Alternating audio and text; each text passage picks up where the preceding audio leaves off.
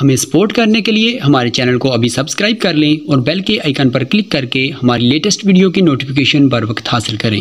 درخواست۔ ابو نے پھر ایک درخواست ہائی کورٹ میں داخل کر دی کہ میرے بچیوں کو مدرسے والوں نے حب سے بیجا میں رکھا ہوا ہے، بزور جبر ان سے بیان دلوائے جا رہے ہیں، ہماری ملاقات تنہائی میں نہیں کروائی جاتی، مدرسے میں ہمارے ساتھ کوئی نہ کوئی ناظم یا ناظمہ کو بیٹھا دیا جاتا ہے، ہم اپنی بچیوں سے کھل کر تنہائی میں کوئی بات یا ملاقات نہیں کر سکتے، عدالت ہمیں تنہائی میں ملنے کا موقع فراہم کرے اور بچیوں کا بیان ہمارے سامنے دلوایا جائے۔ یہ کیس داخل ہوا، ہمیں یہ معلوم ہونے پر کتنا دکھ ہوا کہ والدین ہر بات سے 3 سال آگاہ ہیں، اس کے باوجود ہمیں اس طرح عدالتوں میں گھسیٹ رہے ہیں۔ یہ کس قسم کے والدین ہماری عزت کر رہے ہیں؟ اس کیس میں ہمیں 9 اپریل 2009 کو ہائی کورٹ میں پیش ہونا تھا۔ ساری کاوشیں مفتی صاحب اور مخیر حضرات کو روز قیامت سرہرو کریں گی انشاءاللہ تعالی۔ رواں رواں دعائیں ان کے لیے، کون کرتا ہے یہ سب کسی کے لیے۔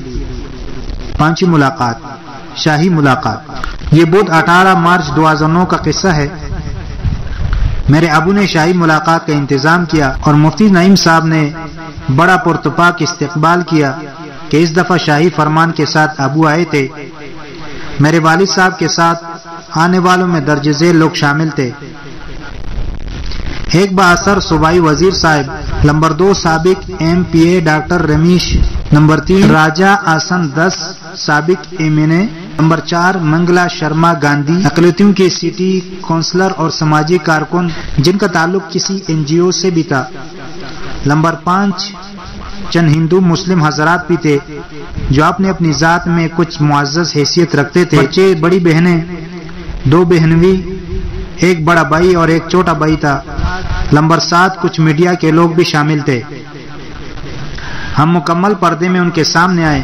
بعض دفعہ مجبوراً کچھ ناپسندیدہ حالات کا سامنا کرنا پڑتا ہے اور ہم اس قسم کے حالات سے اب بیزار ہو گئے تھے، لیکن مجبوری تھی، کیا کر سکتے تھے، گھر والوں کی مہربانیاں تھی۔ سب سے پہلے مفتی صاحب نے بڑے شفقت کے ساتھ ہمارا تعارف ان حضرات سے کرایا اور فرمایا، بیٹا یہ حضرات آپ سے چند سوالات کریں گے، آپ بغیر خوف و خطر اپنے فیصلوں سے ان کو مطمئن کریں، آپ پر کسی قسم کا بھی دباؤ نہیں، نہ مدرسہ کا نہ والدین کا، کیونکہ آپ اپنے فیصلوں میں خود مختار ہیں۔ میں نے کہا سب سے پہلے میں اپنے والدین اور معزز مہمانان کو خوش آمدید کہتی ہوں، مجھے خوشی ہوئی ہے کہ کسی نہ کسی طرف آپ حضرات نے ہمیں یاد رکھا ہوا ہے، انشاءاللہ ہم آپ کو ایک بار پھر پوری طرح مطمئن کریں گے۔